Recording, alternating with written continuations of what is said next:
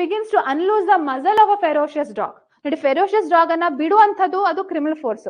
ಇನ್ ಬೇಕಂತ ಬಿಡ್ಬೇಕು ಹೇಳಿ ಅದ್ರದ್ದು ಇದು ಮಾಡ್ತಿದ್ದಾನೆ, ಅನ್ಲೂಸ್, ಕಟ್ಟಿರೋ ದಾರನ ಅಥವಾ ಚೈನ್ ಸರಪಳಿಯನ್ನ ಬಿಡಿಸ್ಲಿಕ್ಕೆ ಟ್ರೈ ಮಾಡ್ತಿದ್ದಾನೆ, ಹೆದರ್ಸ್ಬೇಕು ಅಂತ ಹೇಳಿ. ಆ ಬಿಡಿಸುವಂತಹ ಹಂತಕ್ಕೆ ಅಸಾಲ್ಟ್ ಅಂತ ಹೇಳಿ ಹೇಳ್ತಾರೆ. ಆಯ್ತಾ? A begins to unloose the muzzle of a ferocious dog, intending or knowing it to be likely that he may thereby cause Z to believe that he is about to cause the dog to attack. ಇನ್ನೇನ್ dog ತನ್ನ ಮೇಲೆ attack ಮಾಡತ್ತೆ ಹೇಳುವಂಥದ್ದು that is said to be assault. So dog ಬಗ್ಗೆ criminal force ಅಲ್ಲೂ ನಾವು ನೋಡ್ತೇವೆ, assault ಅಲ್ಲೂ ನೋಡ್ತೇವೆ. Just understand the difference here. So assault ಅಂದ್ರೆ ಏನು? whoever makes any gesture or preparation. So ಇದು these are the key words ಆಯ್ತಾ for the assault. Gesture or preparation. ಯಾಕೆ?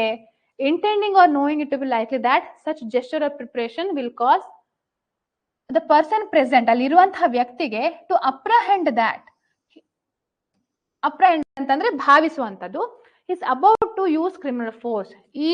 ಇದು ಏನು ಸೂಚಿಸ್ತಾ ಇದೆ? ಅವನ ಸನ್ನೆ ಮತ್ತೆ ಅವನ ತಯಾರಿ ಏನನ್ನ ಸೂಚಿಸ್ತಾ ಇದೆ?